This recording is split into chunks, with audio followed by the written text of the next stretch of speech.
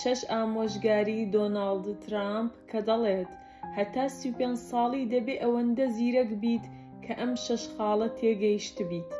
خاڵی یەکەم، هەندێک کات بێدەنگ بە، پێویست ناکات هەموو شتێ بوترێت.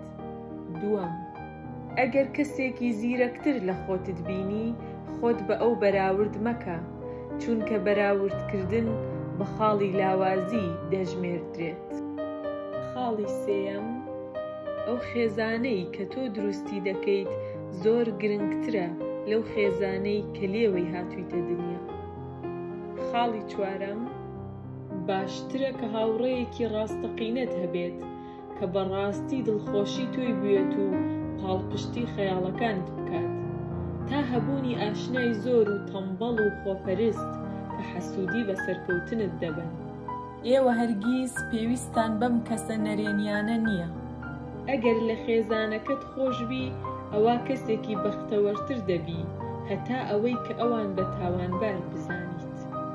شەشەم، وازبێنە لە خوێندنەوەی 100 کتێبی گەشەسەندن.